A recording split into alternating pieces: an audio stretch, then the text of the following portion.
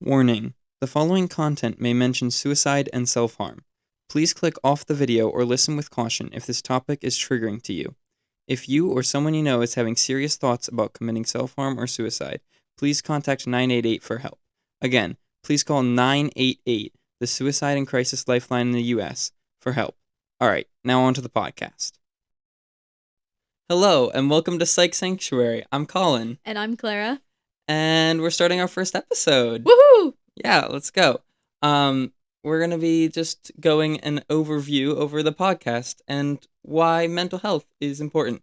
And it is very important. And even though it's talked about a lot more today than has been in the past, it's still not talked about a lot. And I think we're hoping to bring more awareness to it. Yeah, and especially in teenagers is extremely prevalent. Of course. So both teenagers need to know that it's normal, and a lot of people have whatever mental things they're going through. Yeah. Yeah, and everybody's got something. You never know what they're going through. Exactly.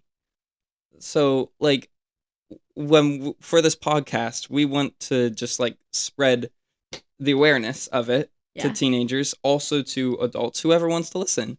There's a lot of stuff that we don't talk about in society because we deem it either too embarrassing or private, and some things, of course, need to be kept private, but we're hoping to bring light to some of the things people might be going through. Yeah, there's a lot of general topics that can be talked about that don't talk specifically about situations, but still need to be let out into the world. Agreed. And we're not experts. We're just giving our team perspective on everything. Yes, so please don't take our advice as written in stone, hardcore evidence. We are just putting our thoughts into the world. Yeah, absolutely. We're just random teenagers, but we think we have things we can say. We're hoping to cover a lot of topics over the time. Whenever we have the time. We're just too busy teenagers. Yeah. So uploading schedule might be constant, might not be.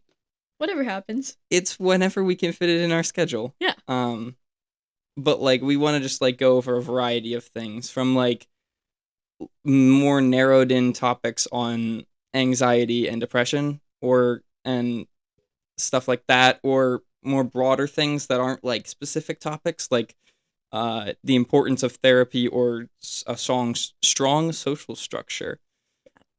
Having people you can lean on is very important, especially when you're so young and your head is still malleable and there's lots of stuff to worry about. Yeah, everyone needs someone to lean on, and especially those of us who'd have less experience in life as teenagers. Yeah, so mental health conditions are quite prevalent. Yeah, they are. To everybody, which is why we're trying to get the word out there. It's especially prevalent in ages 18 to 25, then 26 to 49, and there's even less mental health issues within 50 ages and up. So it's definitely becoming something as especially in the US, as something as we become a more developed, we definitely have to worry about more issues like mental health and different struggles people are going through. Yeah, the more as a society we're being able to communicate and talk about things, we're also creating more problems for ourselves. This is true. And also back in the day, it wasn't very common or allowed for people to talk about the things they're going through. Everybody was just expected to suck it up and just get through it. But now that we're talking about it more, people feel more open. And I think that's also why we might see a rise in mental health issues. Yeah. Yeah, exactly. And having a mental health issue, you don't have to worry. It doesn't cause you to be different or to stand out. It's just something you unfortunately have to live with, but hopefully you can find a way to deal with it. Yeah, that's a place where it's or you're dealing with it, but it's not there are upsides and downsides to everything. Yeah. It's not your mental illness is not you, even when it feels like it crowds your entire headspace or you're in a really dark place. your mental illness does not define you. Absolutely. Yeah.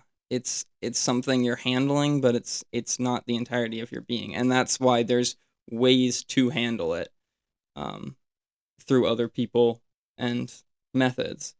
You never have to go through anything alone. And like an estimated 49.5% of adolescents have a mental disorder, so you're definitely not going through it alone. Yeah. Majority of the people you're talking to probably are also going through something. But they aren't putting it out there, you aren't putting it out there, we're not talking about it. Which in some scenarios that makes sense. Yeah. But there's also ways where we can say, "Hey, this is something that applies to me." Never force yourself to tell anybody, and never let anybody force you to tell them what you're going through. Yeah. Yeah. If you feel comfortable with somebody, absolutely. Yeah. But it's all about how you feel about it. Yeah. And we're hoping to make you feel more comfortable, but yeah, it's all in what you think. We all have a tendency to just try and push things away, and or a lot of people, depending on your background, you have a tendency just like deal with it on your own, or push through it, or not acknowledge what you're dealing with. Especially like in schools, they have SEL programs, which is a social emotional learning, and these homerooms, and you try to get to know each other. But sometimes they go about it the wrong way, and we just laugh it off or don't participate fully. And we're thinking we can just push through it alone because schools don't teach the right way to go about mental health. Yeah, we all ignore them. We go, "Hey, that's funny, but this feels like a waste of my time," Yeah. because of the way we go about it. There's also a certain maturity level, I feel like the games and activities they try to do, like they're not to that where we are mature wise. They're more like elementary school things. I think they can be upped. Yeah, there's a point of uh acknowledgement that you're growing into adulthood, so you can talk about that kind of subject. You can discuss deeper things and not have to uh overshadow it with a little kid game, Yeah. such, um which we tend to do in all scenarios, I think, uh especially here in high school. Yeah. I think we're trying to make something very simple, which is in fact very complex. The mind is very complex. Everybody is still figuring out. The mind is just as undiscovered as deep space, even. There's so much that's unknown, and that's Yeah. why we have so many, like, that's why it's starting to become more prevalent, because people are trying to figure it out, um as a society, as a group. That's why we don't want to go about it individually. That's why we're figuring it out. Yeah. Yeah. A lot of mental health issues especially start during adolescence as well, and that's we talked about before about how it's prevalent in younger ages, but like as time's moving, it's starting younger, and that it follows people. Yeah. So currently there's a lot of people, younger people, with these mental health problems, but it will grow to be a larger age variety, but it's still always going to be the most prevalent at younger ages.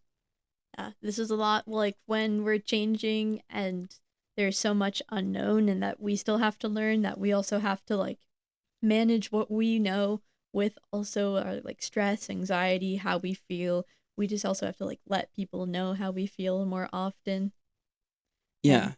it's also seen that if there aren't proper like techniques, or you don't find a way that helps you and your mental health like in a healthy way, it's more often that they will also lead to adulthood too. Yeah. And then that leading to adulthood is going to affect how you run your life later in life, Yeah. and the opportunities you use or are given, um, and how you deal with that. And of course, there's lots of factors that are in mental health too. It's not just like one thing, it's many things. It can be home life, school life, how you present, like anything. Yeah, you'll find it affecting how you're talking to your friends and your family, Yeah. but also how you're dealing with work that you might be handling, or whatever random instances come up in life. Who even knows? Some random big scenario affecting lots of people, and it might have a big impact to you or so of such. And that's why it's also important to reach out to people. Make sure like keep updated with your friends. I know we're a very connected society, so sometimes we don't always think about to like send a text just to like check in and see how people are doing. But it's very important that you keep connected. Yeah, stay connected, and if you don't have people, like, try and find someone who cares about you and you care about, that you can talk to about this kind of thing. And I know it can be scary. Yeah, But absolutely. yeah, you just got to find what works for you. Yeah, we all got our own things. Yeah, It's it's a hard subject to approach. It's most definitely. and so getting to the point where you might have someone to talk to in the first place is probably the biggest step, the hardest step. Um, it's once you can reach that bounds of just bringing up the conversation. Yeah, It might be awkward at first, it might be hard, but then it becomes easier as you start talking about it. most definitely. Yeah. Very scary at first. It's because it's new and it's like you haven't experienced it before, but you should always have at least one person that you know you can trust and talk to. Yeah, yeah, that definitely have someone. Yeah, Uh, whether it be a friend, a trusted adult, or just anyone you can talk to. Even your pets, perhaps. there you go. They're the best at listening. Yeah, I mean, if you want advice, you might want to go to Yeah, not an animal, but someone who can respond to you. But yeah, yeah, but in my experience, I know sometimes even if you just say it out loud, that's the first step. oh, absolutely. Yeah, Yeah, just getting it out there, acknowledging it to yourself yeah. that there's something to handle there. And there's always nothing to be ashamed of. Oh yeah, absolutely. It's so normal. It's so normal to Yeah. everyone now. We don't talk about it, but it's No. Yeah. there, and we're all handling something. You know what? I'm gonna roll off some stats here just to show this prevalence. Um, for anxiety, an estimated 4.4% of 10 to 14-year-olds and 5.5% of 15 to 19-year-olds are dealing with anxiety. Of course, these are just like levels that they've actually like surveyed and stuff and Yeah, like gotten. This isn't talking about all the people who sometimes I know hide it, or it's also called masking, where you hide all your symptoms and make sure to like present like not like it you have it. But yeah, like these are the people that they actually talk to about it, and the people who responded to them. That doesn't yeah, mean these people were honest, which means these numbers could be way higher than what they actually have. yeah, and a lot of it I'm sure they get from mental health institutions and like CDC, the WHO, which is Centers for Disease Control, and World Health Organization. They're pretty reliable sources you can always go to if you want to see more statistics and stuff. Yeah, there's lots of resources, and they're Yeah. coming out more and more with Yeah. more and more data as we're progressing. Um, It's also hard to get accurate reads for people who may not have health access to healthcare, whether they be in like remote locations or their insurance doesn't cover it. So we also have to like find a way to reach them too. yeah, everyone deserves help Yeah. and care, so we've got to reach everybody. Yeah. More things. We got an estimated 1.4% of adolescents, 10 to 14 years old, and 3.5% of 15 to 19-year olds experience depression. And I feel like I would expect that to be higher, Yeah, me too. but that's But probably a thing people aren't fully sharing. yeah. Yeah, I feel there's just like this cloud of shame around being depressed because I know I've heard things in my own life like, oh, why just you can't be happy or you seem really happy. So are you actually depressed or are you just like in a bad mood or like there's a lot of things because depression isn't just one thing and it's really hard to diagnose because you don't want to misdiagnose or overdiagnose. but it's Yeah. also something that should not have that cloud of shame around it because it's a lot of things people uh, have to go through with. Yeah, there's not levels, but like a scale to it where like Yeah. it might only be not might only diagnose it at one point, but it's definitely prevalent all at different amounts. Yeah. There's also seasonal depression, which is sometimes laughed at, but should not be laughed at because it's a very real thing where people in like fall and winter get severely depressed, mainly because not a lot of sunlight, not a lot of like the colder Mm, temperatures. You feel more isolated, and that's why there's a lot of seasonal depression that's not as common in spring or summer, and so health people and providers are not as easy to like jump to the conclusion that like, oh, you have depression, mainly it's just like a it'll get better soon, but then it's just an endless cycle of feeling okay and yeah. then not feeling okay, which It'll get better soon, but then it's gonna get worse again yeah, it not too doesn't long make after. sense. Yeah, that's definitely still a real problem, Yeah. even if we don't acknowledge it to be. And along those same lines with the age categories, there for like ADHD, there's an estimated 2.9% of 10 to 14-year olds and 2.2% of 15 to 19-year olds. And I feel like this is one of those things that ADHD is like out there right now, Yeah. but it also like there's a you it's out there, but not everybody knows a ton about it. Yeah, and it's also more common for boys and men to get diagnosed with it because it presents differently in women, as many mental health issues and illnesses do. Yeah, And research hasn't really been done on women and girls because for years it's always been a male dominated like study field. So I feel like we need to definitely get more women and girls like studied for it too. yeah, definitely. I feel like that applies in a lot of scenarios for these Yeah. mental health things where it's certain groups of people have more things more prevalent, and that's what we study, which is good. Yeah. But we got to make sure we're studying it for everybody. Yeah, I we mean, gotta break the stigma that women are emotional because yes, that is everybody is emotional. It's not just one gender or one group. Everybody experiences emotions, and by labeling somebody as emotional and then just brushing away everything else about them, you're just telling them that their struggles aren't real and that their emotions like they're just emotional because it's based on that, which is actually comes from ancient Greek. This idea of female hysteria. There's a lot more research that's like done on the origin of that, and it's very interesting if you want to check out more. yeah, yeah. I don't know much about that, so I guess I'm gonna have to check that out more.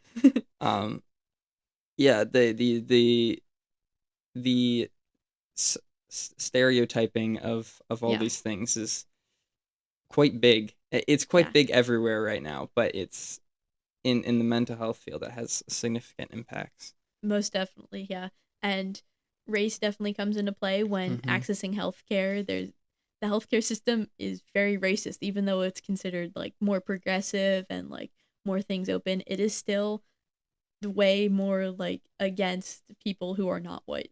Yeah, the more we say things are progressive, they're gonna keep progressing, but that doesn't mean there's not problems. Yeah, Uh, we should and that's a big one. never stop seeking to improve ourselves.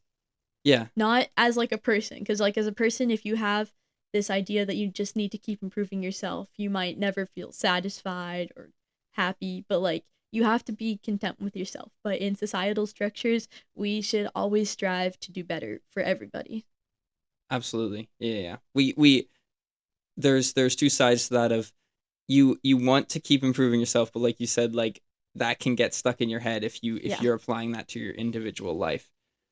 Even in our individual lives, we can always strive to do better, but you don't want to reach a point where that of course. hinders you. Yeah. And you should never feel ashamed about not being able to do stuff either. Because I know, like, with severe depression, sometimes even getting out of bed in the morning is a struggle, and you should be proud of yourself for getting out of bed.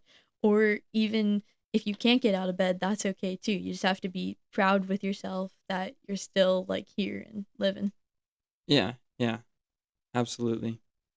moving on to something a little bit even harder to talk about it for teenagers and stuff is like more risky uh, topics and behaviors that adolescents start doing in as teenagers is like substance abuse and sexual risk taking, um, which are they're very prevalent and definitely hidden, definitely well in to adults, um, Yeah. and I think either those are things we talk about, like those are things that are put out there, but they're definitely ignored. Um, Yeah. the big overall implications that come with them. And I feel like a lot of this is still dealing with the judgment people feel like if they come Mhm. like clean about it. Like even though these it's a higher percentage of adolescents with that involve themselves in risk taking behaviors, it's often stems from this place of not feeling like they're enough or not belonging or not feeling happy.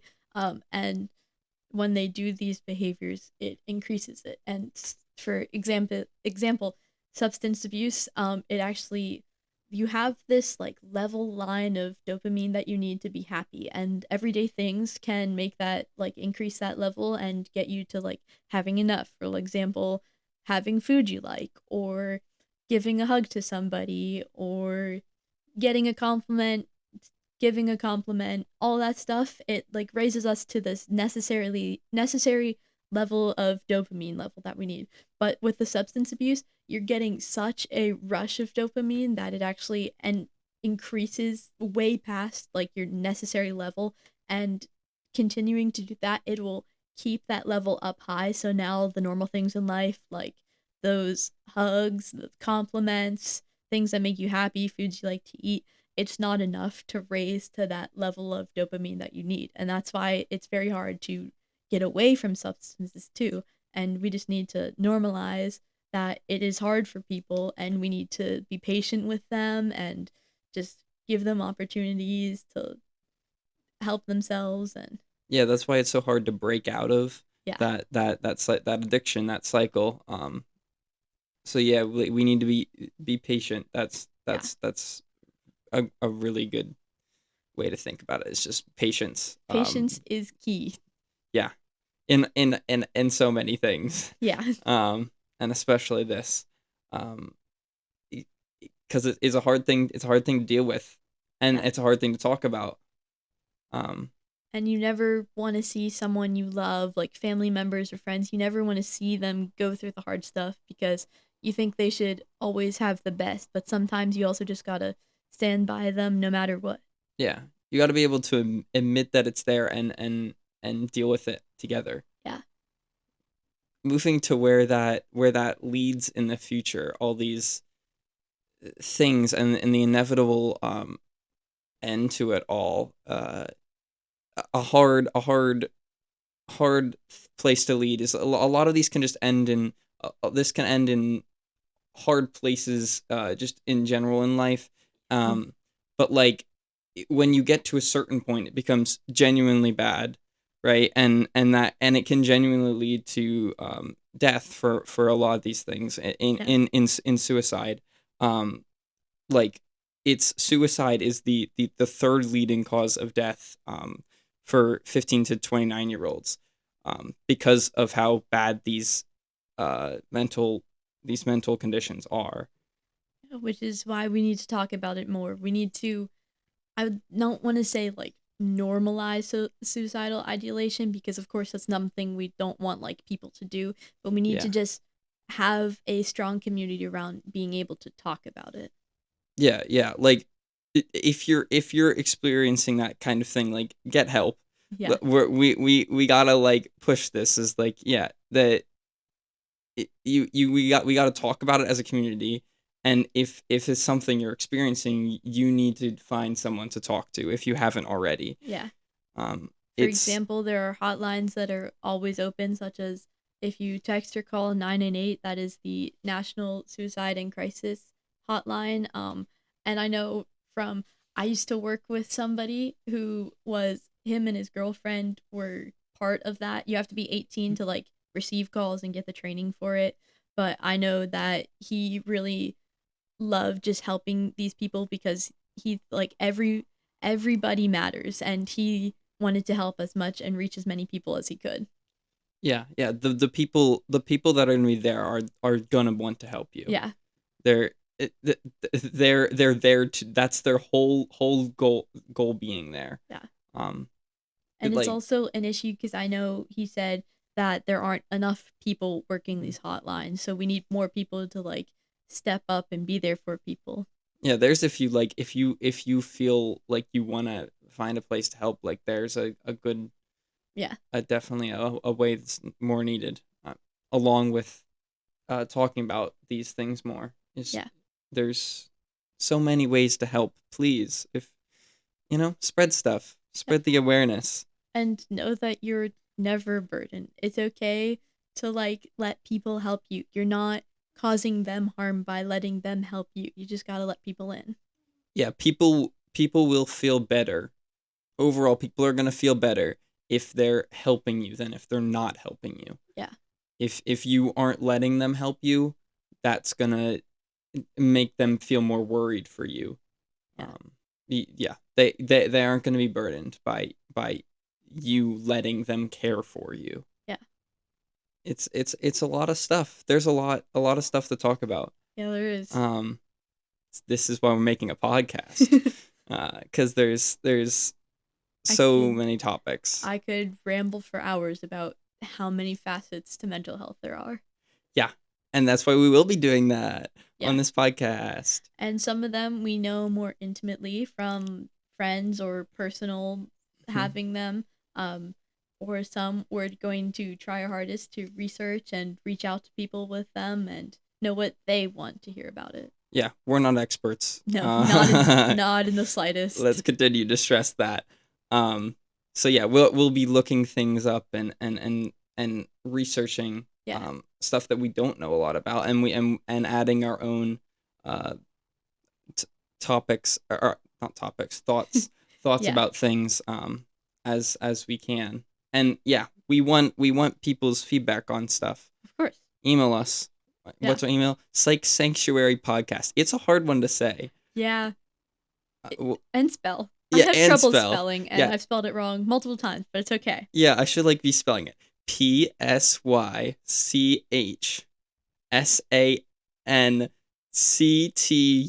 PSYCHSANCTUARY podcast.